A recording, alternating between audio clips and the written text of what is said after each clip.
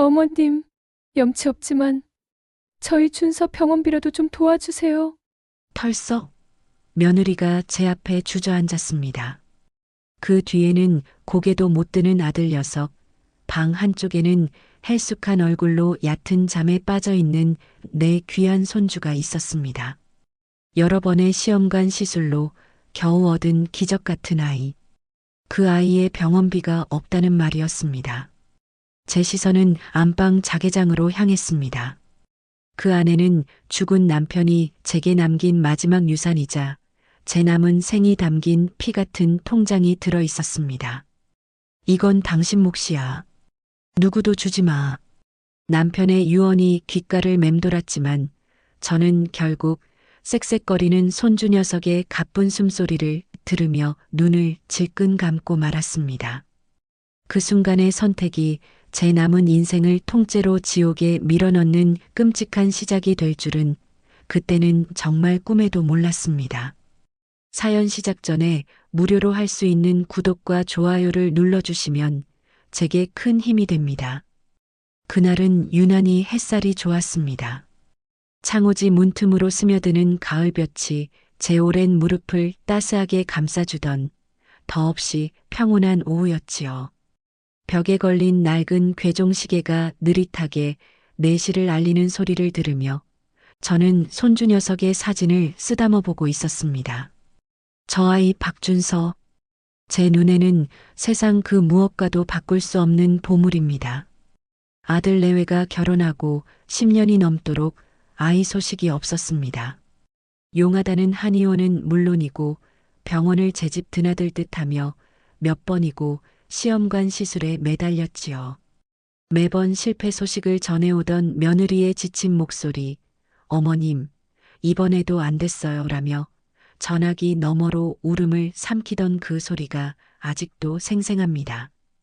저 역시 그 아이들을 붙들고 함께 울었고 동트기 전 새벽마다 정화수를 떠놓고 하늘에 100번, 1000번을 빌었습니다. 제발 이 늙은이의 소원 한 번만 들어달라고, 대를 잇게 해달라고 말입니다. 그러다 기적처럼 찾아온 아이가 바로 준서였습니다. 하지만 어렵게 얻은 아이라 그런지 녀석은 갓난아기 때부터 잔병치레가 잦았습니다. 열이 펄펄 끓어 한밤중에 응급실로 달려간 것이 몇 번인지 셀 수도 없습니다. 그럴 때마다 제 심장은 철렁 내려앉아 까맣게 타들어갔습니다. 이 아이만 건강하게 잘 자라준다면 더 이상 바랄 것이 없다고, 남은 인생은 오직 이 아이를 위해 살겠다고 다짐하고 또 다짐했습니다. 그렇게 평화롭던 오후의 정적을 깬 것은 대문이 삐거덕 열리는 소리였습니다. 아들 내외였습니다. 예고도 없이 찾아온 아들 녀석의 얼굴은 수심이 가득했고 그 옆에 선 며느리의 낯빛은 흙빛이었습니다. 며느리는 눈가가 퀭하니 들어가 있어 간밤에 한숨도 못 잔 사람처럼 보였습니다. 왔느냐? 준서는 좀 어떠냐? 제 물음에 아들은 그저 마른 침만 삼킬 뿐 아무런 대답도 하지 못했습니다. 방 안에 무거운 침묵이 흘렀습니다. 잠든 아이의 가쁜 숨소리만이 유난히 크게 들려왔습니다. 무언가 아주 좋지 않은 일이 있다는 것을 제 70평생의 감이 경고하고 있었습니다. 그리고 마침내 며느리가 입을 열었습니다. 어머님 염치 없지만 저희 준서 병원비라도. 그 말이 채 끝나기도 전에 며느리는 털썩 제 앞에 주저앉아 버렸습니다. 제 무릎을 붙잡고 흔드는 며느리의 손은 얼음장처럼 차가웠고 그 어깨는 가여울 정도로 잘게 떨리고 있었습니다. 병원비. 그 세 글자가 제 심장에 대모처럼 박혔습니다. 병원비라니? 지난번에 병원 다녀오지 않았어? 그게 의사 선생님 말씀이 큰 병원으로 가서 정밀 검사를 받아봐야 한다고, 아이 심장에 문제가 있을 수도 있대요. 어머님, 당장 검사하고 치료를 시작해야 한다는데 저희가 지금 수중에 돈이 한 푼도 없습니다. 며느리는 거기까지 말하고는 바닥에 얼굴을 묻고 통곡하기 시작했습니다. 아들 녀석은 옆에서 입술을 깨물다 끝내 고개를 떨구었습니다.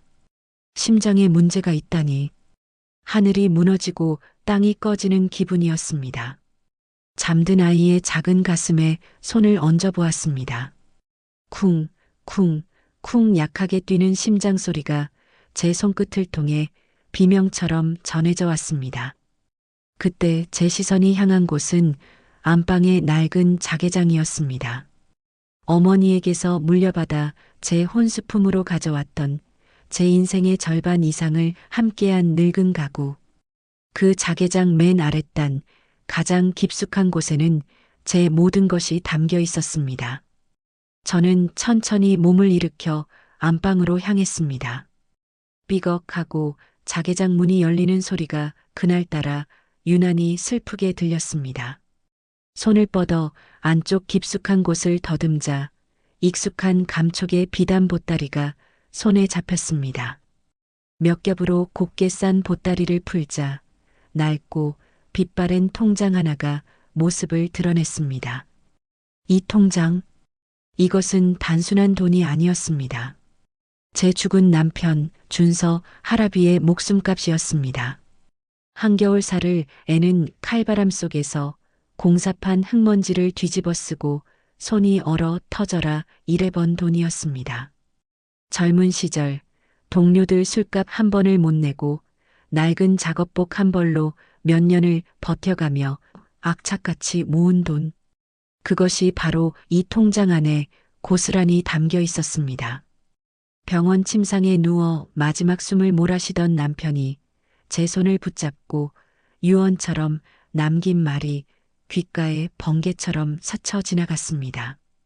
순자야 못난 남편 만나 평생 고생만 시켜 미안하다. 이거 내가 당신 주려고 따로 모은 거야. 아들놈한테 다 주지 말고 절대 누구도 주지 말고 이건 꼭 당신이 써. 맛있는 거 사 먹고 좋은데 구경도 다니고 나 없어도 기죽지 말고 당신 자신을 위해 살아야 해. 가느다란 실처럼 끊어질 듯한 목소리로 신신당부하던 남편의 얼굴, 제 손등 위로 떨어지던 뜨거운 눈물이 바로 어제 일처럼 선명했습니다. 그것은 제 남편이 제게 남긴 마지막 사랑이었고 제 남은 인생을 지켜줄 버팀목이었습니다. 그래서 저는 남편이 떠난 10년 동안 단 한 번도 이 통장에 손을 대지 않았습니다. 그저 가끔씩 꺼내 어루만지며 남편을 그리워할 뿐이었습니다. 그런데 지금 제 손에는 남편의 목숨값이 들려 있었습니다. 그리고 제 아들과 며느리가 제 손주의 생명을 구할 치료비를 애타게 기다리고 있었습니다. 하늘에 있는 영감 나 어떡하면 좋소? 마음속으로 수백 번, 수천 번을 물었지만 대답은 없었습니다. 저는 통장을 든 채 다시 거실로 나왔습니다. 제 손에 들린 통장을 본 며느리의 눈에 희망의 빛이 스치는 것을 저는 보았습니다. 아들 녀석은 황급히 고개를 들어 제 손을 바라보았습니다. 그 두 사람의 시선이 마치 거대한 족쇄처럼 제 몸을 올가매는 듯 했습니다. 저는 아무 말 없이 헬쑥한 얼굴로 잠든 손주 녀석의 곁으로 다가갔습니다. 식은 땀에 축축이 젖은 머리카락, 파르르 떨리는 얇은 눈꺼풀. 당장이라도 숨이 넘어갈 듯 위태로워 보였습니다.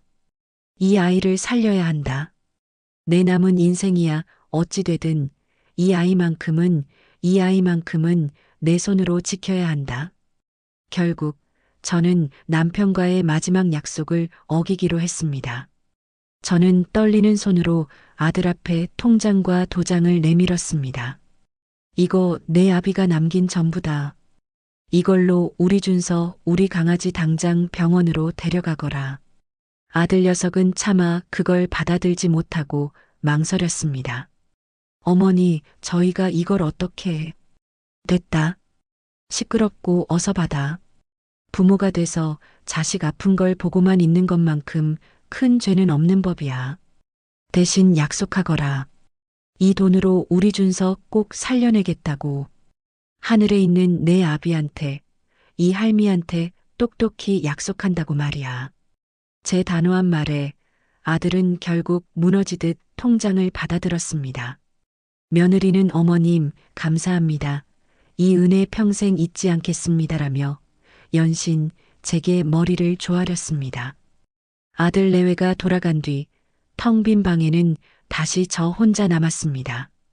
하지만 조금 전까지 저를 감싸주던 따스한 햇살은 온데간데였고 싸늘한 저녁 공기만이 방 안을 맴돌았습니다.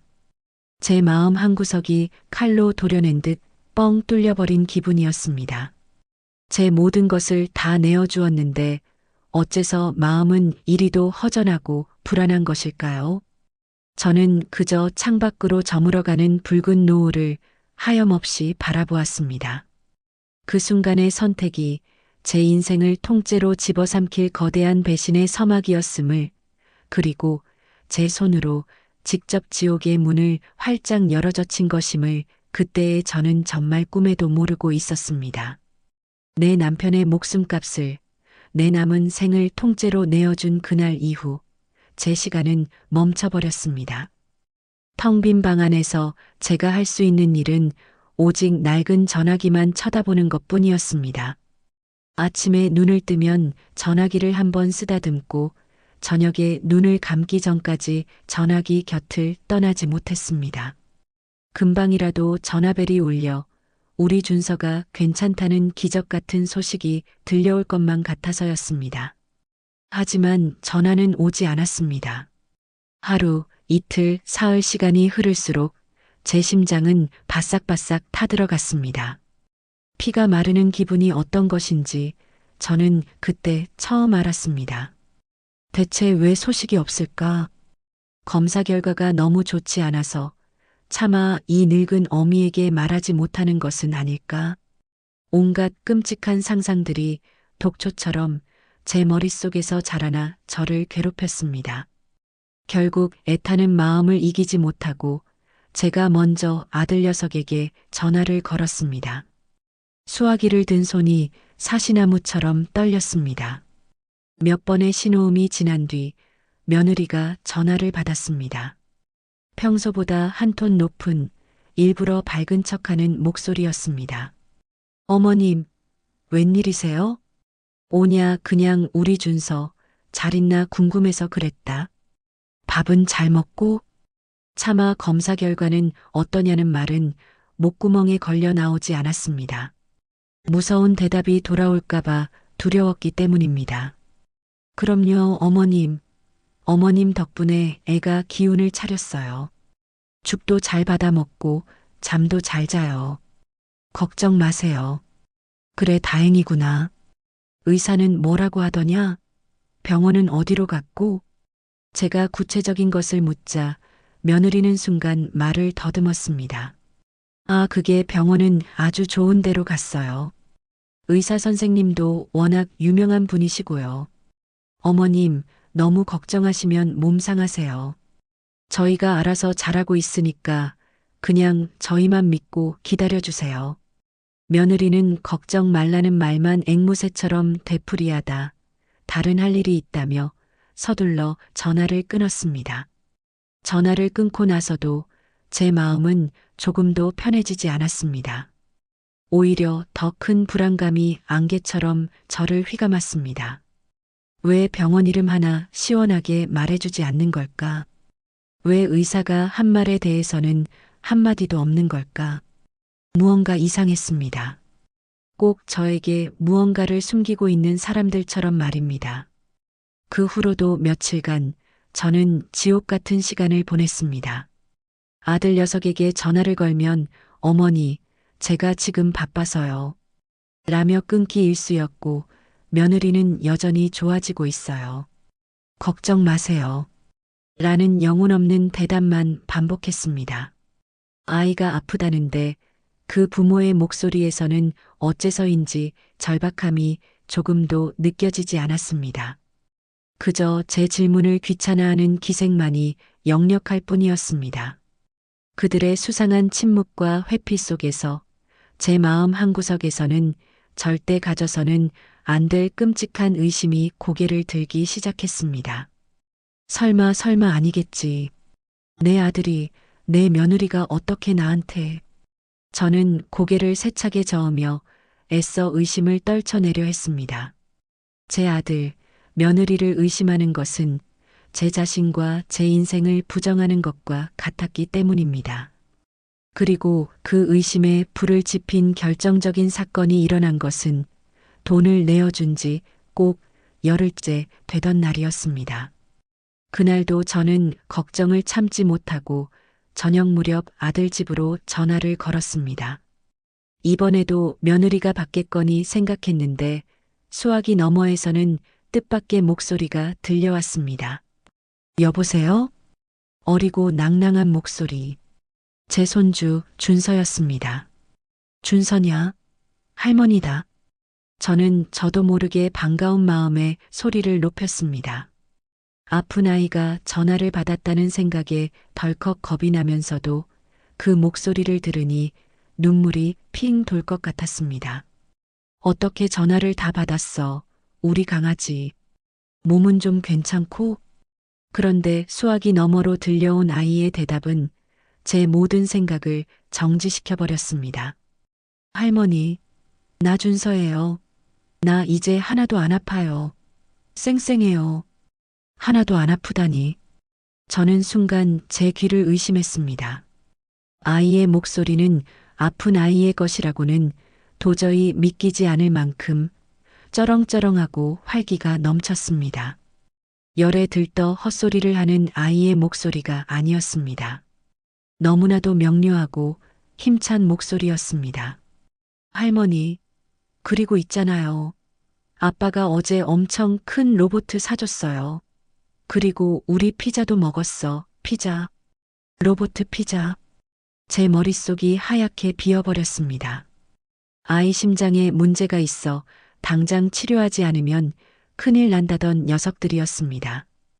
그런 아이에게 장난감을 사주고 기름진 피자를 먹였다는 말입니까? 그 순간이었습니다. 박준서, 너 지금 뭐 하는 거야? 수화기 너머로 며느리의 날카로운 비명이 들렸고 곧이어 전화기를 빼앗는 다급한 손길이 느껴졌습니다. 잠시 후 헐떡이는 숨을 고르며 며느리가 전화를 받았습니다. 목소리가 공포에 질린 사람처럼 떨리고 있었습니다. 어머님, 죄송해요. 애가 열이 또 올라서 지금 헛소리를 하네요. 네. 아니에요. 어머님, 제가 지금 정신이 없어서요. 이만 끊을게요. 이따 전화 드릴게요. 뚝. 전화는 일방적으로 끊겼습니다. 저는 끊어진 수화기를 든 채 그 자리에 망부석처럼 얼어붙고 말았습니다. 귓가에서는 두 개의 목소리가 쉴 새 없이 충돌했습니다. 나 이제 하나도 안 아파요. 라는 준서의 힘찬 목소리. 열이 올라서 헛소리를 하네요. 라는 며느리의 다급한 변명. 누가 봐도 진실은 명백했습니다. 며느리는 거짓말을 하고 있었습니다. 그것도 아주 서툴고 파렴치한 거짓말을. 그렇다면 아이는 아프지 않았던 것입니다. 처음부터 모든 것이 나를 속이기 위한 연극이었단 말입니까? 내 남편의 목숨값을, 내 전 재산을 가로채기 위한 끔찍한 사기극이었단 말입니까? 저는 온몸에서 힘이 빠져나가며 그 자리에 스르르 주저앉았습니다. 배신감보다 먼저 찾아온 것은 안도감이었습니다. 다행이다. 우리 준서가 아픈 게 아니었구나. 정말 다행이다. 하지만 그 안도감은 아주 잠시였습니다. 곧이어 온몸의 피가 거꾸로 솟구치는 듯한 태어나서 단 한 번도 느껴보지 못했던 거대한 분노가 저를 집어삼켰습니다. 감히 내 손주의 목숨을 가지고 이 늙은 어미를 상대로 사기를 쳐? 내 남편의 피 같은 돈을 그런 더러운 거짓말로 빼앗아가? 바로 그때였습니다. 저를 확인사살이라도 하려는 듯 밤늦게 며느리에게서 다시 전화가 걸려왔습니다. 이번에는 언제 공포에 질렸냐는 듯 아주 침착하고 애처로운 목소리였습니다. 어머님, 아까는 죄송했어요. 애가 갑자기 열이 올라서 제가 너무 경황이 없었네요. 그런데 어머님, 정말 큰일 났어요. 또 무슨 거짓말을 하려는 것일까? 저는 아무 말 없이 다음 말을 기다렸습니다. 준서 병원비가 생각했던 것보다 훨씬 더 많이 나올 것 같아요. 그런데 설상가상으로 집주인이 갑자기 전세금을 5천만 원이나 올려달라고 하지 뭐예요. 당장 돈을 마련하지 못하면 길바닥에 나앉을 판이에요, 어머님. 전세금. 그 말을 듣는 순간 제 머릿속에 마지막으로 남아있던 이성의 끈이 툭 하고 끊어져 버렸습니다. 이것들은 인간이 아니었습니다. 아이가 아파서 사경을 헤맨다는 거짓말을 늘어놓고 그 와중에 전세금 걱정을 하는 부모가 세상 천지에 어디 있단 말입니까? 앞뒤도 맞지 않는 성의조차 없는 거짓말이었습니다. 이제는 저를 바보 취급하는 것을 넘어 아예 사람으로도 보지 않는다는 뜻이었습니다. 저는 대답 대신 조용히 수화기를 내려놓았습니다. 더 이상 들을 필요가 없었습니다. 모든 것이 명백해졌습니다. 저는 자리에서 벌떡 일어났습니다. 방바닥에 주저앉아 눈물 흘리며 신세 한탄을 할 시간조차 아까웠습니다. 제 안에서 차갑고 단단한 무언가가 솟아올랐습니다. 그것은 슬픔도 절망도 아니었습니다. 오직 서늘한 분노와 냉철한 결심뿐이었습니다. 내일 아침이 밝는 대로 그 집으로 갈 것입니다. 가서 내 눈으로 직접 모든 것을 확인할 것입니다. 그리고 만약 내 끔찍한 의심이 모두 사실이라면 나는 절대로 저것들을 용서하지 않을 것입니다. 내 남편의 목숨값을, 내 인생을 짓밟은 대가를 반드시 치르게 해줄 것입니다. 제 두 눈에 시퍼런 불꽃이 타오르기 시작했습니다. 지난밤 저는 뜬 눈으로 밤을 새웠습니다. 분노가 온몸을 휘감아 잠을 이룰 수가 없었습니다. 동이특이 무섭게 자리에서 일어나 낡았지만 가장 단정하고 깨끗한 외출복으로 갈아입었습니다. 제 마음속은 이미 지옥불처럼 들끓고 있었지만 겉으로는 그 누구보다 평온하고 단단해 보여야 했습니다. 흐트러진 모습을 보이는 순간 저 짐승만도 못한 것들에게 얕보일 수 있다는 생각에서였습니다. 새벽 첫 차에 몸을 실었습니다. 차창 밖으로 스쳐 지나가는 풍경들은 어제와 다를 바 없었지만 제 눈에 비친 세상은 이미 잿빛이었습니다. 버스가 덜컹거릴 때마다 제 안의 분노도 함께 들썩였습니다. 제발 내 의심이 틀렸기를, 내 아들과 며느리가 그 정도까지의 악마는 아니기를 마음 한편에서는 신락 같은 희망을 붙잡고 있었습니다. 하지만 다른 한편에서는 이미 알고 있었습니다. 오늘 나는 내 손으로 직접 내 인생 최악의 진실을 마주하게 될 것이라는 것을. 아들 녀석이 사는 낡은 아파트 앞에 섰을 때 제 심장은 오히려 차분하게 가라앉았습니다. 두려움은 사라지고 차가운 결심만이 남았습니다. 비밀번호를 누르는 손가락에는 한치의 떨림도 없었습니다. 삐리릭 소리와 함께 현관문이 열렸습니다. 집안에서는 아이의 웃음소리가 청명하게 울려 퍼지고 있었습니다. 텔레비전 앞에 앉아 만화 영화를 보며 까르르 넘어가는 소리. 어제 전화기 너머로 들었던 아픈 아이의 것이라고는 도저히 믿을 수 없었던 바로 그 건강한 목소리였습니다. 거실로 들어서는 저를 발견한 준서가 벌떡 일어나 달려왔습니다. 할머니 오셨다. 제 다리를 끌어안는 아이의 얼굴은 홍조가 돌아 건강해 보였고 그 눈은 총기로 가득 차 반짝이고 있었습니다. 심장에 문제가 있다던 아이의 모습은 어디에도 없었습니다. 제 마지막 남았던 신락 같은 희망이 그 순간 바스라져 사라졌습니다. 어머님. 안방에서 부스스한 얼굴로 나온 며느리가 저를 보고 기겁을 했습니다. 그 얼굴에는 당혹감과 공포심이 그대로 드러나 있었습니다. 이렇게 아침부터 어쩐 일이세요? 내 손주가 아파서 사경을 헤맨다는데 와보는 게 당연하지 않으냐? 제 싸늘한 목소리에 며느리의 어깨가 움찔하고 떨렸습니다. 아, 네, 그게 오늘은 컨디션이 좀 괜찮나 봐요. 어제 약 먹고 푹 자서 그런지 뻔뻔한 거짓말이 술술 흘러나왔습니다. 저는 더 이상 대꾸하지 않고 아이의 이마에 손을 얹었습니다. 정상적인 온기, 열기라고는 조금도 느껴지지 않았습니다. 저는 애써 웃으며 말했습니다. 그래도 방심하면 안 되지. 애들은 괜찮다가도 밤에 갑자기 열이 오르거든. 따뜻하게 입히고 이불도 꼭 덮어줘야 한다. 저는 일부러 며느리를 향해 부드럽게 말하며 천천히 안방으로 향했습니다. 아이의 건강을 챙기는 할머니를 저들은 감히 막지 못할 것이라 확신했습니다. 어머님, 어디 가세요? 역시나 며느리가 다급하게 제 앞을 막아섰습니다. 우리 준서 덮어줄 두툼한 이불이 어디 있나 보려고 그런다. 추우면 안 되잖니. 제가 꺼내드릴게요. 어머님은 거실에 앉아 계세요. 됐다. 내 손주 이불 하나 내가 못 찾아주겠느냐. 너는 어서 가서 애 아침이나 챙겨라. 저는 며느리의 팔을 단호하게 밀치고 안방으로 들어섰습니다.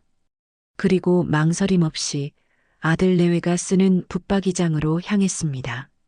제 등 뒤에서 며느리가 숨을 헙 하고 삼키는 소리가 들렸습니다. 스르륵. 장롱문이 옆으로 소리 없이 밀리는 순간 제 코를 낯선 냄새가 파고들었습니다. 머리가 아플 정도로 진하고 값비싼 향수 냄새, 그리고 새로 산 가죽 제품에서나 나는 역한 냄새가 뒤섞여 있었습니다. 장롱 안에는 옷가지들이 걸려 있고 아래 칸에는 이불이 몇 채 쌓여 있었습니다. 표면적으로는 아무런 문제가 없어 보였습니다. 하지만 제 감은 소리치고 있었습니다. 저는 허리를 숙여 이불을 꺼내는 척하며 손을 더 깊숙이 밀어 넣었습니다. 손끝에 딱딱하고 차가운 무언가가 닿았습니다. 저는 그것을 확인하기 위해 위에 있던 이불 하나를 거칠게 끄집어냈습니다. 그리고 그 순간 제 눈앞에 지옥이 펼쳐졌습니다. 와르르. 이불 더미가 무너지자 그 뒤에 숨겨져 있던 것들이 일제히 모습을 드러냈습니다. 그것은 제가 평생 구경조차 해본 적 없는 화려한 색깔의 명품 가방들이었습니다. 뱀가죽처럼 번들거리는 것, 악어가죽처럼 징그러운 무늬가 새겨진 것, 손바닥만 한 가방에 금속 장식이 요란하게 박힌 것까지. 그 옆에는 아직 포장도 뜯지 않은 새 구두 상자와 값비싼 남성용 시계 케이스도 보였습니다. 이게 다 뭐냐? 제 입에서 갈라진 목소리가 새어나왔습니다. 손주의 병원비가 없어 제 앞에서 무릎 꿇고 울던 며느리의 것이라고는 도저히 상상조차 할 수 없는 물건들이었습니다. 어머님, 그건 오해예요. 제가 산 게 아니라 제 친구가 잠깐 맡겨놓은 거예요. 뒤에서 들려오는 며느리의 목소리는 거의 비명에 가까웠습니다. 저는 대꾸하지 않았습니다. 그 천박한 거짓말을 들어줄 기력조차 없었습니다. 대신 제 손은 본능적으로 더 깊은 곳을 향했습니다. 가방 더미 아래 구석에 처박혀 있던 네모난 쇼핑백 하나. 저는 그것을 미친 사람처럼 끄집어냈습니다. 쇼핑백 안에는 제 남은 인생을 산산조각 낼 증거들이 가득 담겨 있었습니다. 수백 장은 좋게 넘어 보이는 영수증 뭉치. 저는 떨리는 손으로 영수증 하나를 집어들었습니다. 강남의 어느 고급 호텔 레스토랑. 날짜는 제가 돈을 건넨 바로 다음 날 저녁. 금액은 54만 원. 다음 장을 넘겼습니다. 백화점 명품관. 날짜는 그 다음날 오후. 금액은 320만 원. 손이 부들부들 떨려 다음 장을 넘길 수가 없었습니다. 하지만 멈출 수 없었습니다. 이 지옥의 끝을 제 눈으로 확인해야만 했습니다. 영수증 뭉치를 바닥에 쏟아부었습니다. 해외 명품 의류, 고급 스파 이용권, 골프용품점. 그리고 마침내 제 숨을 완전히 먹게 한 마지막 증거. 세븐 비즈니스 클럽이라는 상호가 선명하게 찍힌 수십 장의 카드 전표. 소위 룸살롱이라 불리는 유흥업소였습니다. 하룻밤 술값으로 찍힌 금액은 100만 원, 200만 원, 300만 원. 내 남편이 한 달 내내 뼈 빠지게 일해야 겨우 만져볼 수 있는 돈이 하룻밤 술값으로 사라지고 있었습니다. 피가 거꾸로 솟고 온몸의 피가 차갑게 식어버렸습니다. 내 남편의 목숨값이 내 귀한 손주를 살리라며 내어준 그 피 같은 돈이 고작 이런 더럽고 추악한 종이 조각들로 변해 제 눈앞에 흩뿌려져 있었습니다. 내 아들이, 내 며느리가 내 손주의 목숨을 담보로 이 늙은 어미의 등골을 빼먹으며 이런 짓을 하고 돌아다녔단 말인가. 어머님, 그건 저희가 그런 게 아니라. 며느리가 무언가 변명을 하려 했지만 제 귀에는 아무 소리도 들리지 않았습니다. 눈앞이 새하얗게 변하며 세상의 모든 소리가 아득하게 멀어졌습니다. 천장이 빙글빙글 돌고 방바닥이 제 발밑에서 꺼져 내리는 것 같았습니다. 저는 비명 대신 긴 탄식만을 내뱉었습니다. 눈물조차 흐르지 않았습니다. 그저 온몸의 힘이 스르르 빠져나가며 그 자리에 주저앉고 말았습니다. 쿵 소리를 내며 무릎이 차가운 방바닥에 닿았습니다. 한 손에는 뱀 가죽처럼 번들거리는 명품 가방이, 다른 한 손에는 아들의 추악한 욕망이 담긴 영수증 뭉치가 구겨진 채 들려 있었습니다. 모든 것이 끝났습니다. 나의 믿음, 나의 희생, 나의 모정, 나의 남은 인생 전부가 이 차갑고 더러운 방바닥 위에서 회생 불가능할 정도로 완벽하게 산산조각 나버렸습니다. 지옥문은 이미 제 눈앞에 활짝 열려 있었습니다. 한 손에는 뱀 가죽처럼 번들거리는 명품 가방이, 다른 한 손에는 아들의 추악한 욕망이 담긴 영수증 뭉치가 구겨진 채 들려 있었습니다. 제 귀에는 오직 제 심장이 산산조각 나는 소리, 제 믿음이 가루가 되어 흩어지는 소리만이 들려왔습니다. 어머님, 정신 차리세요. 어머님. 며느리가 제 어깨를 흔들며 소리치는 목소리가 아주 먼 곳에서 들려오는 것 같았습니다. 마치 물속에 잠겨 소리를 듣는 것처럼 모든 것이 웅웅거리며 울렸습니다. 저는 아무런 대답도 아무런 반응도 할 수 없었습니다. 그저 넋이 나간 사람처럼 바닥에 흩뿌려진 영수증 조각들만 멍하니 바라볼 뿐이었습니다. 그때 거실에서 만화를 보던 준서가 안방으로 고개를 쏙 내밀었습니다. 엄마, 할머니 왜 저기 앉아 있어? 아이의 해맑은 목소리에 며느리가 기겁을 하며 아이에게 달려가 안방 문을 쾅 닫아버렸습니다. 그리고는 다시 제게 다가와 제 손에 들린 영수증을 빼앗으려 했습니다. 어머님, 이거 이리 주세요. 이건 정말 오해예요. 제가 다 설명할 수 있어요. 그 더러운 손이 제 손목을 잡는 순간 멈춰있던 제 몸에 전류 같은 것이 흘렀습니다. 저는 저도 모르게 며느리의 손을 거칠게 뿌리쳤습니다. 내 몸에 손대지 마라. 제 입에서 나온 것은 제 목소리가 아니었습니다. 마른 장작이 갈라지듯 쩍쩍 갈라지고 쇳소리가 섞인 생전 처음 들어보는 제 자신의 목소리였습니다. 그 목소리에 며느리가 움찔하며 뒤로 물러섰습니다. 때마침 아들 녀석이 집으로 들어왔습니다. 바닥에 주저앉은 저와 흩어진 영수증과 명품 가방들, 그리고 사색이 된 아내의 얼굴을 번갈아 본 아들의 얼굴이 하얗게 질려갔습니다. 어머니, 이게 다. 내 놈 눈에는 이게 무엇으로 보이느냐? 저는 천천히, 아주 천천히 바닥을 짚고 일어섰습니다. 무릎이 후들거리고 세상이 어지럽게 돌았지만 이 자리에서 쓰러질 수는 없었습니다. 이 짐승만도 못한 것들 앞에서 무너진 모습을 보일 수는 없었습니다. 내 아비의 목숨값으로 내 아내라는 인간은 몸뚱이를 치장하고 내 놈은 더러운 욕정을 채우고 다녔더냐? 내 새끼가 아파서 죽어간다며 이 늙은 어미의 마지막 남은 피까지 빨아먹고서 말이다. 제 말에 아들 녀석의 얼굴이 시뻘겋게 달아올랐다가 이내 잿빛으로 변했습니다. 녀석은 제 앞에 무릎을 꿇었습니다. 어머니, 잘못했습니다. 제가 죽을 죄를 지었습니다. 한 번만 용서해 주세요. 용서? 내 놈이 지금 용서라는 말을 입에 담아?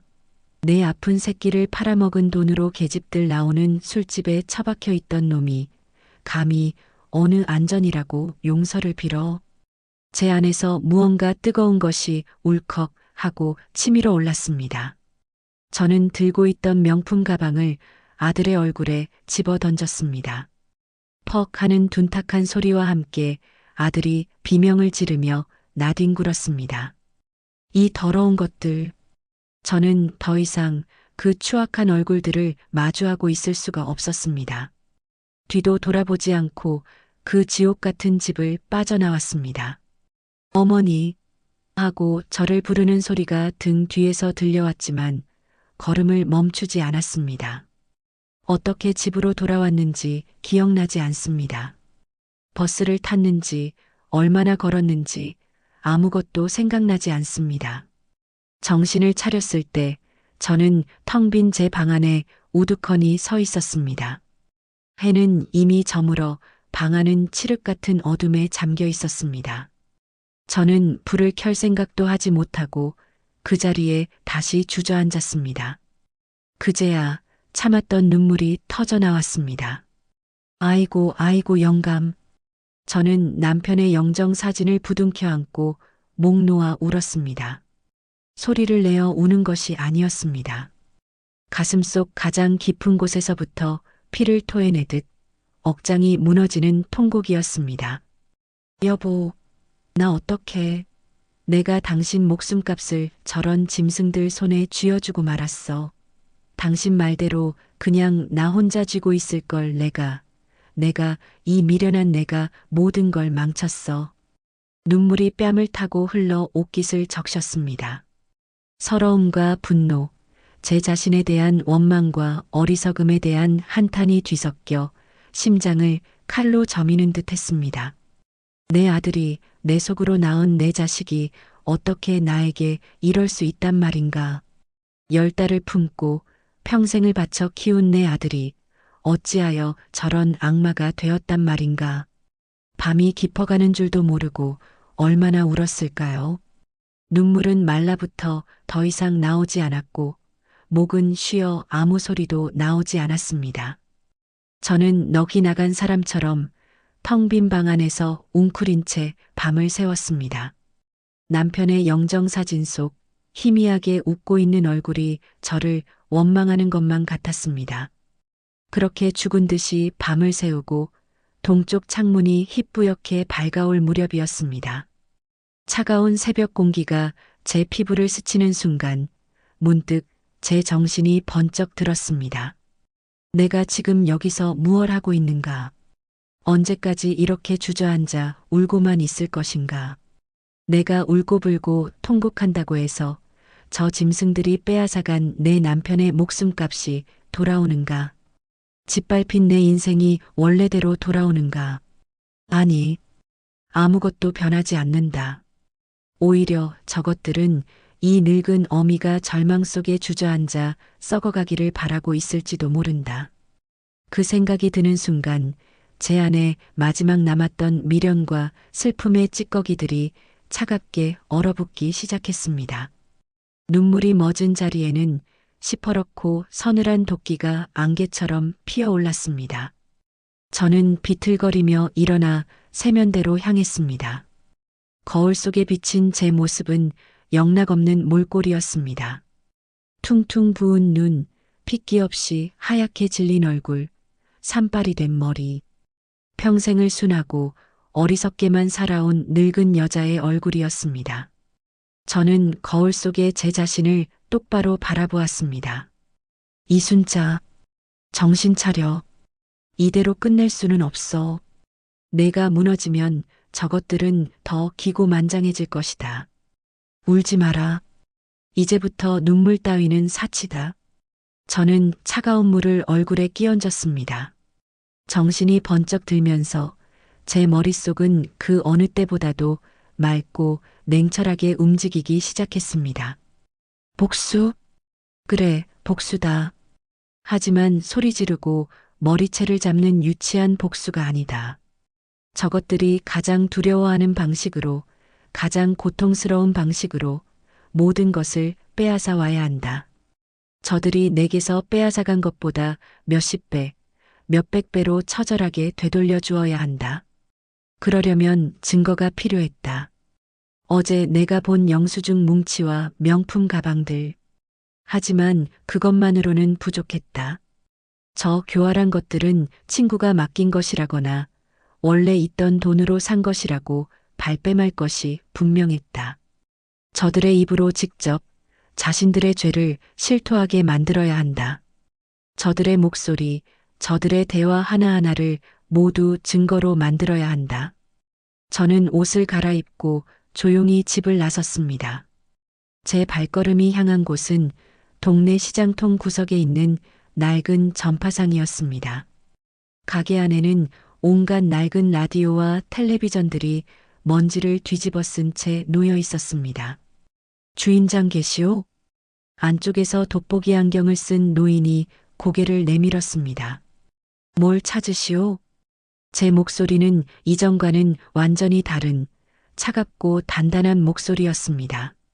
작고 잘 숨길 수 있고 소리가 아주 잘 녹음되는 것. 그런 물건이 있소? 제 눈빛에서 무언가를 읽었는지 노인은 잠시 저를 빤히 쳐다보더니 말없이 진열장 가장 구석에서 작은 상자 하나를 꺼내 먼지를 툭툭 털어냈습니다. 제 손바닥 반도 안 되는 크기의 검고 작은 녹음기였습니다. 이거면 방 안의 숨소리까지 다 담길 거요.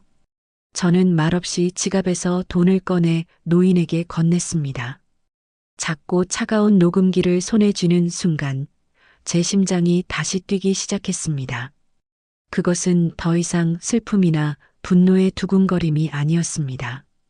사냥을 앞둔 사냥꾼의 차갑고 잔인한 흥분이었습니다. 집으로 돌아오는 길, 제 머릿속에서는 앞으로의 계획들이 톱니바퀴처럼 맞물려 돌아가기 시작했습니다. 첫째, 저것들을 안심시켜야 한다. 내가 모든 것을 포기한 것처럼 절망에 빠져 아무것도 할 수 없는 것처럼 연기해야 한다. 둘째, 기회를 만들어야 한다. 자연스럽게 저들의 대화를 녹음할 기회를. 셋째, 더 많은 증거를 찾아야 한다. 저들이 버리는 쓰레기 봉투 하나까지도 뒤져서 영수증 한 장이라도 더 찾아내야 한다. 이제 눈물의 시간은 끝났다. 지금부터는 사냥의 시간이다. 저는 집으로 돌아와 남편의 영정사진 앞에 섰습니다. 그리고 그 앞에 차가운 녹음기를 내려놓았습니다.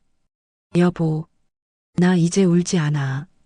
당신이 남겨준 이 목숨값, 내가 저 짐승들한테서 반드시 되찾아올게. 그리고 당신을, 내 인생을, 그리고 우리 준서를 짓밟은 대가를 지옥 끝까지라도 쫓아가서 받아낼 거야. 그러니 하늘에서 똑똑히 지켜봐줘. 당신 마누라가 어떻게 복수하는지. 제 두 눈에서는 더 이상 눈물이 아닌 시퍼런 불꽃이 타오르고 있었습니다. 그 지옥 같던 날 이후 제 아침은 달라졌습니다. 더 이상 남편의 영정 사진을 붙들고 눈물로 하루를 시작하지 않았습니다. 대신 동이 트면 가장 먼저 베개 밑에 숨겨둔 작고 차가운 녹음기를 꺼내 만져보는 것으로 하루를 열었습니다. 손바닥 안에서 느껴지는 그 차가운 금속의 감촉이 들끓는 제 분노를 가라앉히고 머리를 맑게 만들어 주었습니다. 그것은 단순한 기계가 아니었습니다. 제 복수의 칼날이자 저 짐승들의 숨통을 끊어놓을 심판의 망치였습니다. 복수를 위해서는 저들을 내 앞으로 다시 끌어내야 했습니다. 아마 저들은 제가 충격으로 쓰러져 알아눕거나 미친 사람처럼 쫓아와 머리채라도 잡을 것이라 생각하고 있겠지요. 그들의 예상을 완전히 뒤엎어야 했습니다. 저들의 경계심을 완전히 허물어뜨려 스스로 제 덫안으로 걸어 들어오게 만들어야 했습니다. 저는 며칠간 일부러 알아누운 사람처럼 두문불출했습니다. 그리고 사흘째 되던 날 오후 떨리는 손으로 아들 녀석에게 전화를 걸었습니다. 목소리는 최대한 힘없고 모든 것을 체념한 늙은이처럼 연기했습니다. 영민아 나다. 수화기 너머로 아들의 긴장한 숨소리가 들려왔습니다. 어머니 괜찮으세요? 괜찮을 리가 있겠느냐. 다 내 잘못이다. 내 팔자다 생각하고 있다. 내가 늙어서 주책을 부렸다. 그날은 내가 잠시 정신이 나갔었나 보다. 그러니 너희도 너무 마음 쓰지 말거라. 제 목소리는 금방이라도 숨이 넘어갈 듯 가냘프고 모든 것을 용서한다는 듯한 체념이 묻어 있었습니다.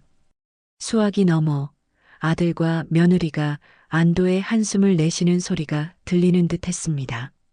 아니에요. 어머니, 저희가 죽을 죄를 지었죠. 정말 죄송합니다. 됐다. 다 지난 일이다. 그저 우리 준서 우리 강아지만 무탈하면 나는 그걸로 족하다. 저는 일부러 손주 걱정만 하는 힘없고 어리석은 할머니의 모습을 보인 채 전화를 끊었습니다. 미끼는 던져졌습니다. 이제 저 굶주린 짐승들이 미끼를 물기만을 기다리면 되었습니다. 아니나 다를까 바로 다음 날 저녁 아들 내외가 보란 듯이 홍삼 선물 세트를 들고 저희 집을 찾아왔습니다. 그들의 얼굴에는 일말의 죄책감과 그보다 더 큰 탐욕스러운 기대감이 뒤섞여 있었습니다. 저는 초췌한 얼굴로 그들을 맞았습니다. 어찌 왔느냐? 어머니, 기력도 없으신 것 같아서요. 이거라도 좀 드시고 힘내세요. 며느리가 살갑게 웃으며 홍삼 선물 세트를 내려놓았습니다. 아들 녀석도 제 옆에 바싹 붙어 앉아 제 어깨를 주물렀습니다.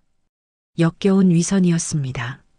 저는 안방 서랍장 위에 놓인 낡은 털실 바구니 안쪽에 작은 녹음기를 숨겨두었습니다. 빨간색, 파란색 털실 뭉치들 사이에 까만 녹음기는 완벽하게 몸을 숨기고 있었습니다. 저는 일부러 그 바구니를 끌어당겨 무릎 위에서 뜨개질하는 척을 했습니다. 이제 모든 준비는 끝났습니다. 어머니 드릴 말씀이 있어요. 아들 녀석이 조심스럽게 입을 열었습니다. 제 심장이 차갑게 뛰기 시작했습니다.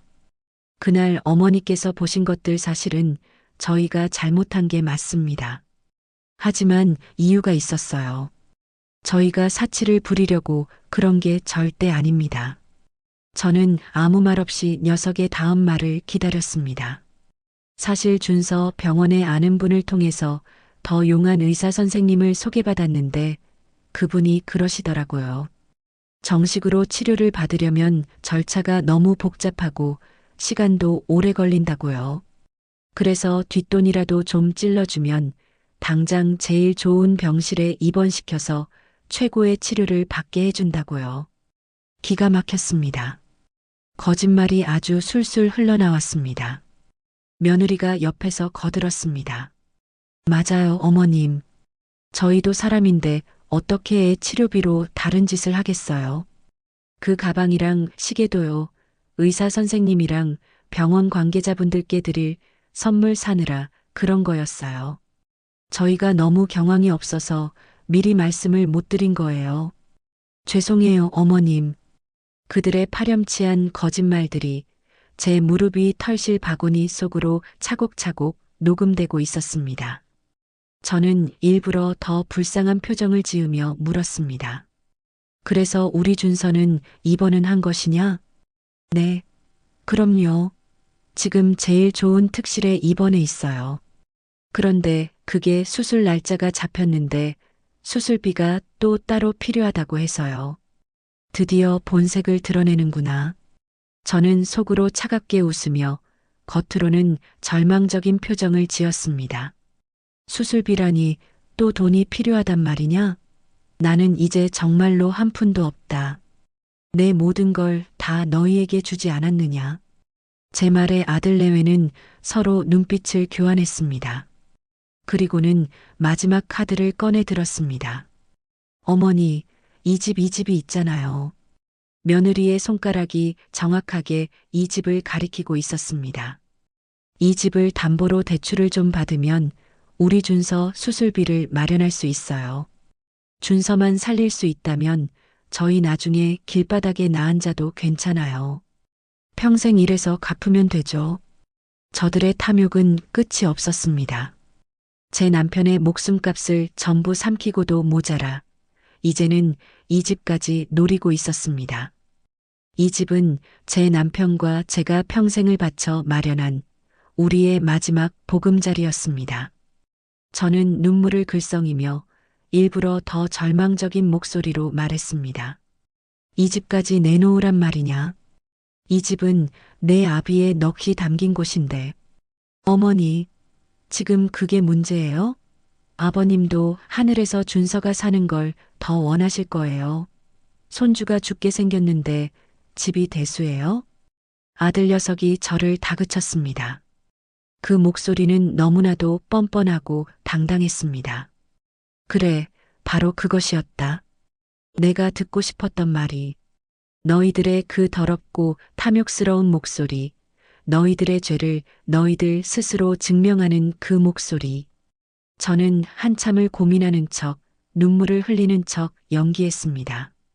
그리고 마침내 모든 것을 포기한 사람처럼 깊은 한숨을 내쉬었습니다.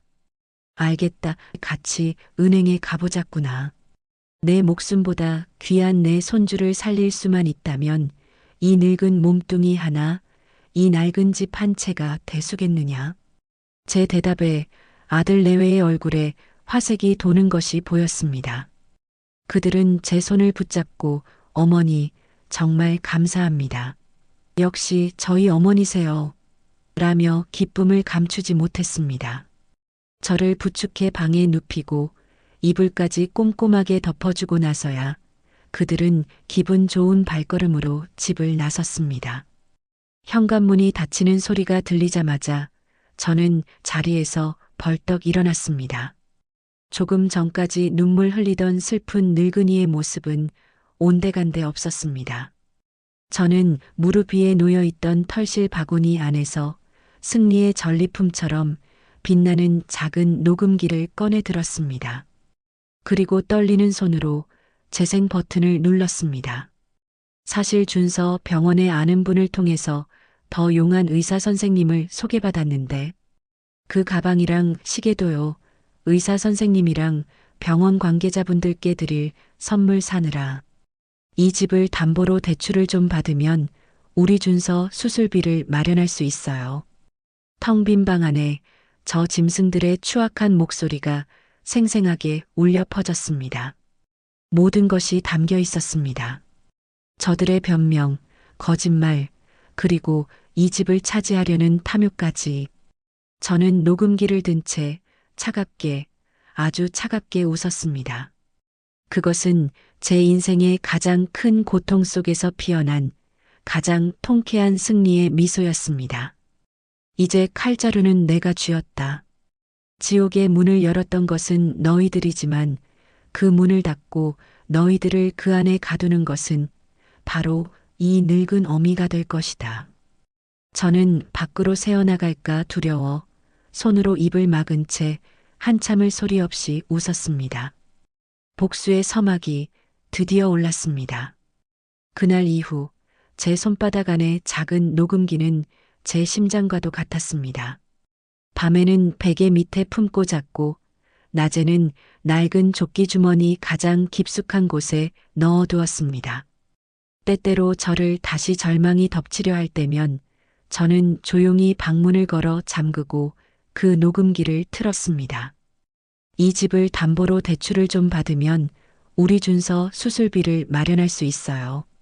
아버님도 하늘에서 준서가 사는 걸 더 원하실 거예요. 그 뻔뻔하고 역겨운 목소리들을 들을 때마다 제 안에 무너졌던 모든 것들이 차가운 분노로 다시 쌓아 올려졌습니다. 눈물은 도끼가 되었고 슬픔은 칼날이 되었습니다. 이제 더 이상 망설일 이유도 두려워할 이유도 없었습니다. 하지만 법이라는 것은 저처럼 평생 흙만 묻히고 살아온 늙은이에게는 너무나 높고 멀게만 느껴졌습니다. 어디로 가야 할지, 누구에게 이 억울함을 호소해야 할지 막막했습니다. 텔레비전에서나 보던 번쩍이는 빌딩의 비싼 변호사 사무실은 제가 감히 문턱을 넘을 수 있는 곳이 아니었습니다. 저는 며칠간 낡은 신문과 동네 상가에 붙은 전단지들을 샅샅이 뒤졌습니다.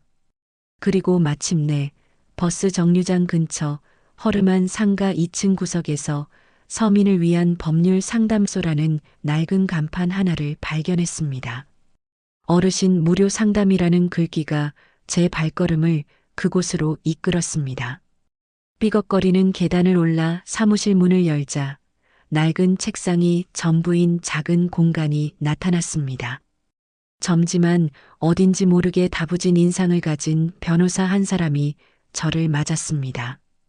그는 제 행색을 위아래로 훑어보지 않았고 그저 따뜻한 차 한 잔을 내어주며 제 맞은편에 조용히 앉았습니다. 어르신, 무슨 일 때문에 오셨습니까? 편하게 말씀해 보세요. 저는 한참을 망설였습니다. 이 치욕스럽고 끔찍한 이야기를 생판 처음 보는 젊은이 앞에서 과연 꺼내놓을 수 있을까? 하지만 제 주머니 속에서 느껴지는 녹음기의 차가운 감촉이 제게 용기를 주었습니다. 저는 품속에서 주섬주섬 제가 그날 피눈물을 흘리며 챙겨 나왔던 영수증 몇 장과 그동안 기억을 더듬어 적어 간직했던 것들을 꺼내 놓았습니다. 그리고 마지막으로 제 손때가 묻은 작은 녹음기를 책상 위에 올려놓았습니다. 변호사의 눈이 잠시 동그래졌습니다. 저는 아무 말 없이 떨리는 손으로 녹음기의 재생 버튼을 눌렀습니다. 어머니, 이 집이 있잖아요.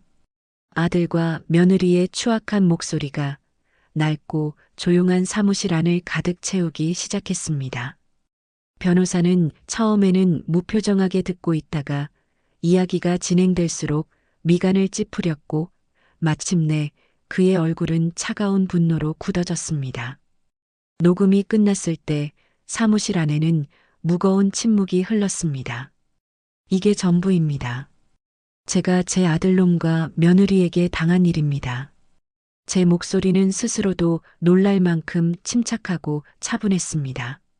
변호사는 한참 동안 아무 말 없이 저와 녹음기를 번갈아 보더니 이윽고 결심한 듯 입을 열었습니다. 그의 목소리는 낮고 단단했습니다. 어머님, 이건 단순한 가족 간의 금전 문제가 아닙니다. 자식된 도리를 저버린 배신, 그 정도의 문제가 아닙니다. 그는 책상 위의 증거들을 손가락으로 가리켰습니다. 이것은 명백한 사기죄입니다. 그것도 손주의 생명을 담보로 부모의 마지막 재산까지 갈취하려 한 죄질이 아주 나쁜 중범죄입니다. 사기죄, 중범죄, 그 단어들이 제 가슴에 거대한 망치처럼 와서 박혔습니다. 막연하게만 생각했던 저들의 죄에 법의 이름이 붙는 순간이었습니다. 변호사님, 저것들을 벌할 수 있겠습니까? 제가 내어준 그 돈, 제 남편의 목숨값을 되찾을 수 있겠습니까? 변호사는 단호하게 고개를 끄덕였습니다. 물론입니다, 어머님. 아니, 반드시 그렇게 만들어야 합니다. 우리는 두 가지를 동시에 진행할 겁니다. 그는 제게 몸을 기울이며 알아듣기 쉽게 하나하나 설명하기 시작했습니다. 첫째는 민사소송입니다. 어머님께서는 아드님 내외의 거짓말, 즉 사기에 속아서 재산을 증여하셨습니다. 이것은 사기에 의한 증여로 민법상 명백한 계약 취소 사유가 됩니다. 따라서 어머님께서 주신 모든 돈을 돌려달라는 부당이득 반환 청구 소송을 제기해서 한 푼도 남김없이 전부 되찾아올 겁니다. 되찾아온다. 그 말에 제 심장이 다시 뛰기 시작했습니다. 둘째는 형사고소입니다. 민사소송이 돈을 되찾아오는 절차라면 형사고소는 저들에게 죗값을 치르게 하는 절차입니다. 어머님을 속이고 재산을 빼앗아간 행위에 대해 사기죄로 고소해서 저들이 법의 심판을 받고 감옥에 가게 만들 겁니다. 어머님께서 가지고 계신 이 녹음 파일과 영수증들은 더할 나위 없이 확실한 증거입니다. 감옥. 그 단어를 듣는 순간 저는 저도 모르게 주먹을 꽉 쥐었습니다. 변호사는 잠시 말을 멈추고 제 눈을 똑바로 바라보았습니다. 어머님, 하지만 이 모든 과정보다 더 중요한 것이 있습니다. 그게 무엇입니까? 바로 손주분입니다. 그의 말에 제 가슴이 철렁 내려앉았습니다. 저런 부모 밑에서 아이가 제대로 자랄 수 있겠습니까? 어머님의 재산을 되찾아온다 한들 그 돈이 또다시 저들의 사치와 유흥을 위해 쓰이지 않으리라는 보장이 없습니다. 가장 중요한 것은 손주분을 저 부모로부터 안전하게 보호하고 되찾은 재산이 오직 손주분의 미래를 위해서만 쓰이도록 만드는 것입니다. 그것은 제가 미처 생각지 못했던 부분이었습니다. 저는 그저 돈을 되찾고 저들을 벌줄 생각만 하고 있었습니다. 하지만 제 귀한 손주 준서의 미래는 방법이 있습니까? 네, 있습니다. 변호사는 신탁이라는 것을 설명해 주었습니다. 제가 되찾을 모든 재산을 은행에 맡겨 저와 같은 법적 관리인만이 오직 준서의 교육비, 병원비, 생활비 등 지정된 목적으로만 돈을 쓸 수 있도록 묶어두는 제도라고 했습니다. 아들 내외는 단 한 푼도 손댈 수 없게 만드는 완벽한 법적 금고였습니다. 그렇게만 된다면 더 바랄 것이 없겠습니다. 제 목소리가 가늘게 떨려 나왔습니다. 변호사는 제 손을 따뜻하게 잡아주었습니다. 어머님, 이제부터는 혼자가 아니십니다. 제가 어머님 곁에서 법의 칼이 되어드리겠습니다. 저 파렴치한 자식들에게 법이 얼마나 무섭고 정의가 반드시 살아있음을 똑똑히 보여주겠습니다. 그러니 이제 걱정하지 마시고 저만 믿고 따라오시면 됩니다. 저는 제 손을 잡은 젊은 변호사의 얼굴을 보았습니다. 그 눈에는 단순한 동정심이 아닌 불의에 맞서 싸우려는 굳은 의지와 뜨거운 열정이 담겨 있었습니다. 하늘에 있는 남편이 이 늙고 힘없는 아내를 가엾게 여겨 보내준 구원투수일지도 모른다는 생각이 들었습니다.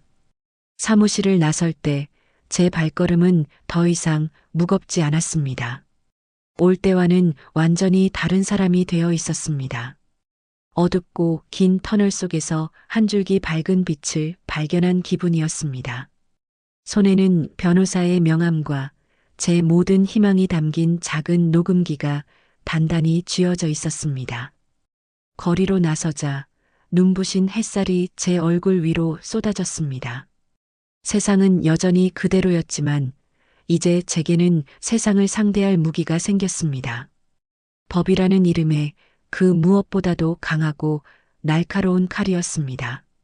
영민아, 새아가, 너희들의 잔치는 이제 끝났다. 사냥은 끝났다. 이제 남은 것은 가장 차갑고 무자비한 심판뿐이다. 저는 하늘을 올려다보며 희미하게 웃었습니다. 수십 년 만에 처음으로 느껴보는 피처럼 비릿한 승리의 예감이었습니다.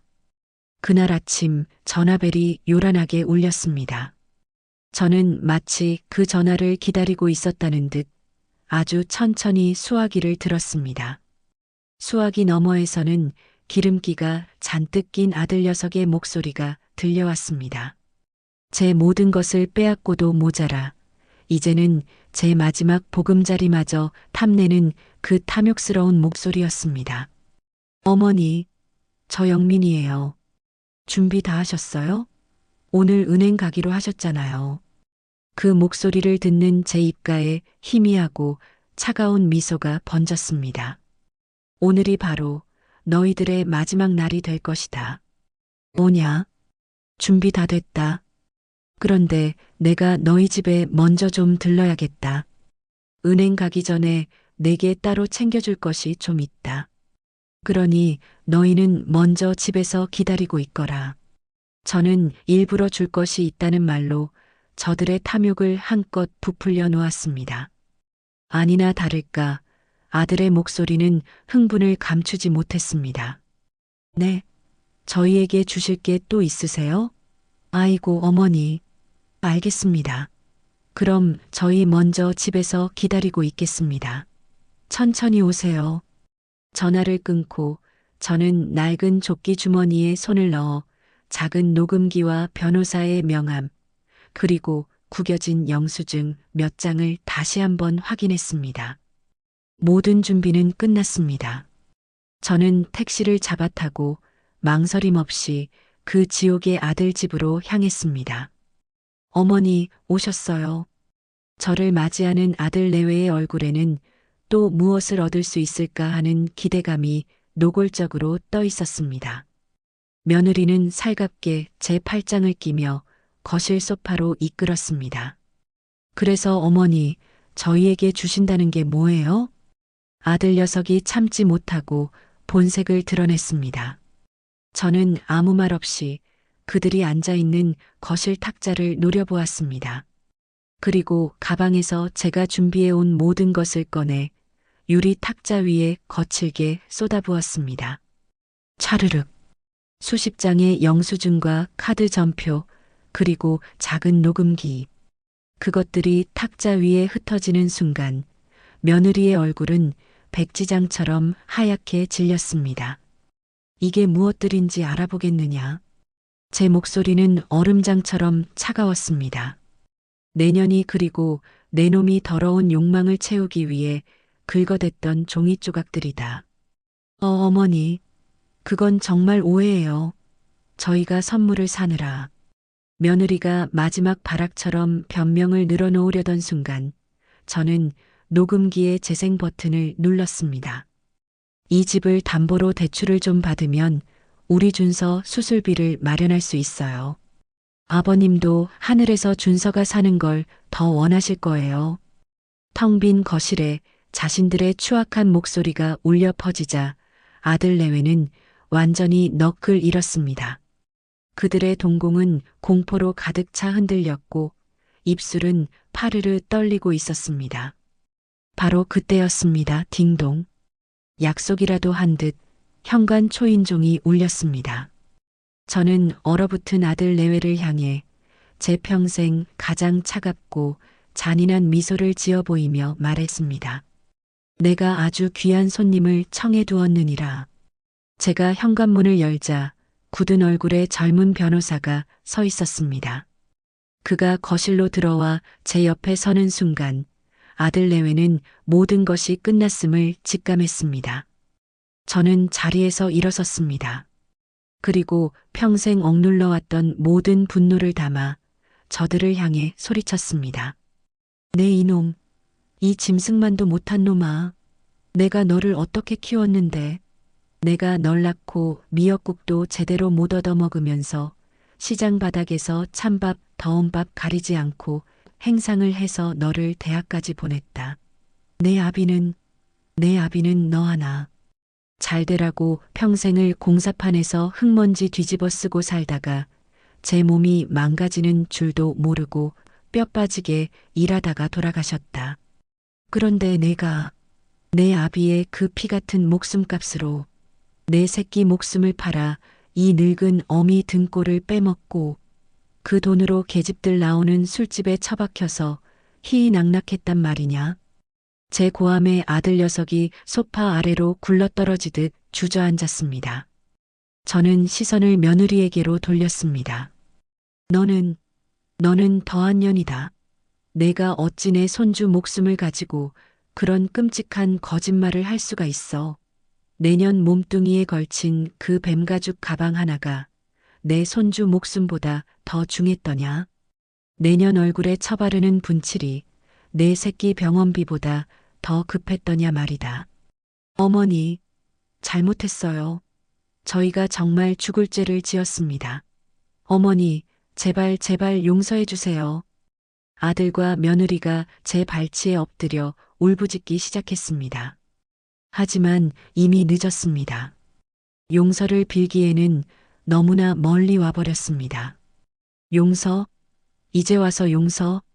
저는 차갑게 웃었습니다. 너희들이 받아야 할 것은 용서가 아니다. 바로 법의 심판이다. 그 순간 제 옆에 조용히 서 있던 변호사가 서류 가방에서 하얀 대봉투 하나를 꺼내 들었습니다. 그 위에는 법원의 인장이 선명하게 찍혀 있었습니다. 박영민 씨, 김지연 씨. 변호사의 낮고 엄중한 목소리가 거실을 울렸습니다. 저는 이순자 어르신의 법률 대리인입니다. 두 분께 법원에서 발부된 결정문을 송달하겠습니다. 변호사는 봉투에서 서류 한 장을 꺼내 얼어붙은 아들 내외 앞에서 낭독하기 시작했습니다. 결정. 채무자 박영민, 김지연은 채권자 이순자에게 증여받은 금원 및 그로 인해 취득한 별지 목록 기재의 동상과 부동산에 대하여 매매, 증여, 전세권, 저당권, 임차권의 설정 기타 일체의 처분 행위를 하여서는 아니 된다. 변호사의 목소리는 기계처럼 차갑고 정확했습니다. 쉽게 말씀드리죠. 지금 이 시간부로 두 분 명의의 모든 예금 계좌는 동결되었습니다. 이 집은 물론이고 저기 저 장롱 안에 숨겨둔 명품 가방 하나까지도 두 분 마음대로 팔거나 처분할 수 없게 되었습니다. 모든 재산이 법의 이름으로 묶였다는 뜻입니다. 변호사의 말이 끝났을 때 아들과 며느리의 얼굴에서는 핏기라고는 찾아볼 수 없었습니다. 그들의 눈에는 공포와 절망 그리고 믿을 수 없다는 충격만이 가득했습니다. 자신들의 모든 것이 한순간에 물거품처럼 사라졌다는 사실을 이제야 깨달은 것입니다. 저는 바닥에 주저앉아 너클 잃은 그들을 벌레 보듯 차갑게 내려다보았습니다. 그리고 제 평생 가장 차갑고 가장 잔인한 목소리로 말했습니다. 이것은 시작일 뿐이다. 바닥에 주저앉아 너클 잃은 아들과 며느리는 마치 시간이 멈춰버린 조각상 같았습니다. 자신들에게 무슨 일이 일어났는지 그리고 앞으로 무슨 일이 일어날 것인지 감히 상상조차 하지 못하는 어리석은 얼굴들이었습니다. 어머니, 이게 다 무슨 말씀이세요? 제발 이러지 마세요. 저희가 다 갚을게요. 평생 일해서라도 다 갚겠습니다. 아들 녀석이 정신을 차린 듯 제 바짓가랑이라도 붙잡을 기세로 기어왔습니다. 그 옆에서 며느리는 실성한 사람처럼 안 돼라는 말만 되뇌고 있었습니다. 저는 그 추한 모습을 벌레 보듯 내려다보았습니다. 그리고 제 옆에 서 있던 변호사에게 고갯짓을 했습니다. 그는 제 뜻을 알아차리고 마지막 일격을 가했습니다. 이것은 어르신께서 빼앗기신 재산을 되찾기 위한 민사 절차의 시작일 뿐입니다. 변호사의 목소리는 한치의 감정도 없이 냉정했습니다.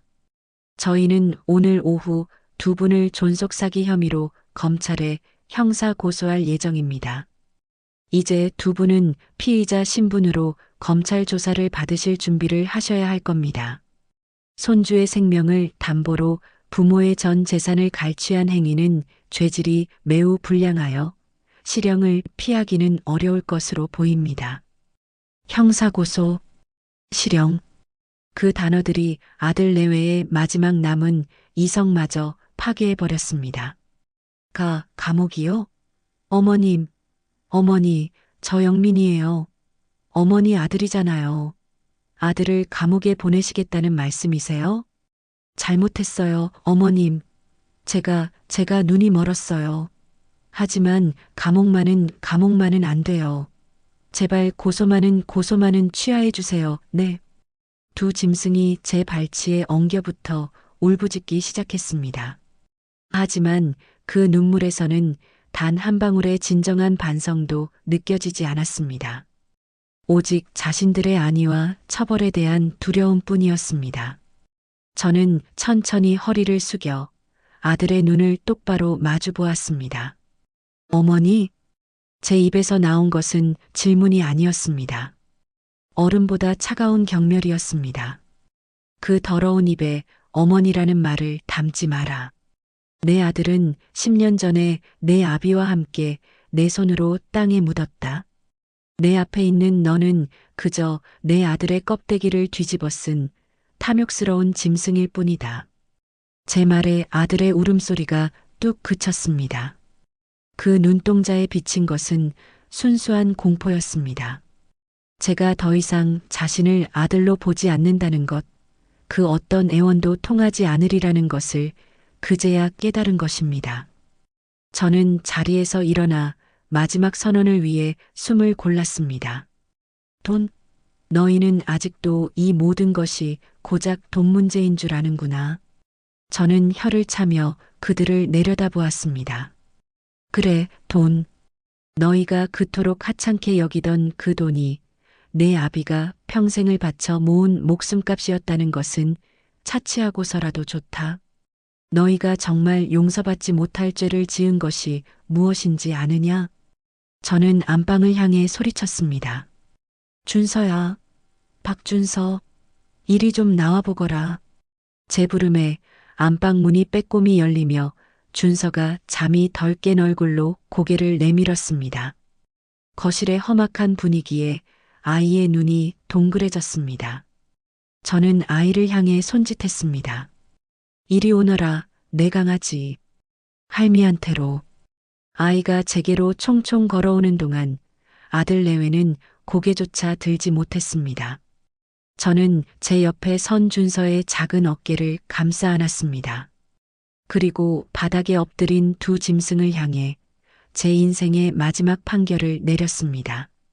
너희가 지은 진짜 죄는 바로 이 아이의 인생을 훔치려 했다는 것이다. 너희는 이 아이를 기적이라 불렀지만 너희에게 이 아이는 그저 돈을 뜯어내기 위한 도구에 불과했다. 너희는 이 아이의 아비도 어미도 아니다.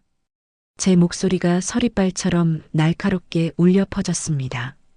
너희는 이 아이의 인생에 들러붙어 피를 빠는 거머리일 뿐이야. 너희는 이 아이를 키울 자격이 단 한 줌도 없어. 그 순간 저는 품속에서 통장 하나를 더 꺼내 탁자 위로 던졌습니다. 아들 내외에게 주었던 그 통장이 아니었습니다. 제 이름도 아들의 이름도 아닌 박준서라는 세 글자가 선명하게 찍힌 새로운 통장이었습니다. 이게 뭔지 아느냐? 저는 그들의 멍한 얼굴을 보며 마지막 확인 사살을 했습니다. 내가 너희에게서 되찾을 내 남편의 목숨값, 그리고 너희가 부정하게 긁어 모은 모든 재산이 담길 가르시다. 이것은 신탁 통장이라는 것이다. 변호사에게 수십 번도 더 듣고 외웠던 그 단어들을 똑똑히 내뱉었습니다. 이 돈은 이제 너희 돈이 아니다. 처음부터 너희 것이 아니었어.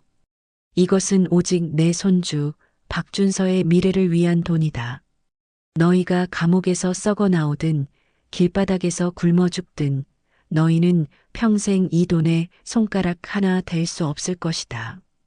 오직 이 아이가 20살이 될 때까지 이 아이의 학비와 병원비, 생활비로만 쓰일 수 있도록 법이라는 이름으로 완벽하게 봉인되었느니라. 제 말이 끝났을 때 아들과 며느리는 완전히 무너졌습니다. 희망의 마지막 끝마저 끊어져 버린 사람들의 텅 비고 공허한 절규가 터져 나왔습니다. 모든 것을 잃었다는 것, 재산은 물론이고 자식마저 자신들의 소나기에서 벗어났다는 사실을 깨달은 것입니다. 저는 더 이상 그 추악한 모습을 보고 싶지 않았습니다. 제 옆에 서서 불안한 눈으로 저를 올려다보는 준서의 얼굴을 부드럽게 쓰다듬었습니다. 제 평생 처음 지어보는 가장 편안하고 따뜻한 미소를 지으며 말했습니다. 준서야, 이제 할머니랑 같이 가자. 더 좋고 더 따뜻한 곳으로. 아이는 잠시 망설이는 듯 바닥에 엎드려 울고 있는 부모를 쳐다보았습니다. 그리고 이내 제게로 고개를 돌려 제 손을 꼭 잡았습니다. 그 작은 손의 온기가 제 얼어붙었던 심장을 녹여주었습니다. 저는 아이의 손을 잡고 그 지옥 같던 집을 향해 돌아섰습니다. 등 뒤에서 어머니, 안 돼요. 준서야.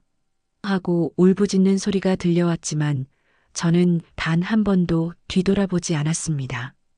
현관문을 열고 밖으로 나서는 순간 눈부신 아침 햇살이 저와 준서를 환하게 감싸주었습니다. 마치 길고 길었던 어둠의 시간이 끝나고 새로운 세상이 열리는 것만 같았습니다. 내 손을 잡은 아이의 작은 온기가 지난 시간 차갑고 아팠던 상처를 봄눈 녹이듯 녹여주는 것만 같았습니다. 저는 모든 것을 잃었다고 생각했습니다. 남편을 잃었고 자식을 잃었고 평생을 바친 믿음과 재산을 모두 잃었다고 생각했습니다. 하지만 어쩌면 저는 그 모든 것을 잃는 대가로 제 인생에서 가장 소중하고 가장 지켜야만 했던 단 하나를 되찾은 것인지도 모르겠습니다. 아파트 단지를 벗어나 넓은 길로 나서며 저는 하늘을 올려다보았습니다. 구름 한 점 없이 맑고 푸른 하늘이 펼쳐져 있었습니다. 여보, 보고 있소? 나 이순자. 당신 마누라 잘했지? 이제 저 하늘에서나마 당신이 내게 남겨준 그 무거운 짐을 내려놓고 편히 웃어도 좋소? 이제는 내가 우리 준서를 지킬 테니. 제 입가에 비로소 진정한 미소가 피어났습니다. 그것은 복수의 끝에서 오는 허탈한 웃음이 아니었습니다. 모든 것을 이겨내고 새로운 삶을 시작하는 사람만이 지을 수 있는 단단하고 평화로운 미소였습니다. 오늘 이야기는 때로는 쉬운 용서가 아닌 단호한 응징이야말로 우리 자신과 소중한 것을 지키는 길임을 보여주고 있습니다.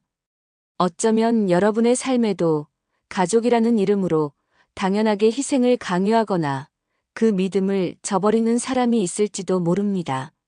오늘 순자 씨의 이야기가 부당한 상처 앞에서 더 이상 망설이지 않고 자기 자신을 지켜낼 수 있는 작은 위로와 단단한 용기가 되었기를 바랍니다. 앞으로도 여러분의 답답한 속을 뻥 뚫어드릴 이야기로 찾아뵙겠습니다. 여러분의 하루가 따뜻한 위로로 가득하길 바랍니다. 채널 구독과 좋아요 잊지 말고 꼭 부탁드립니다.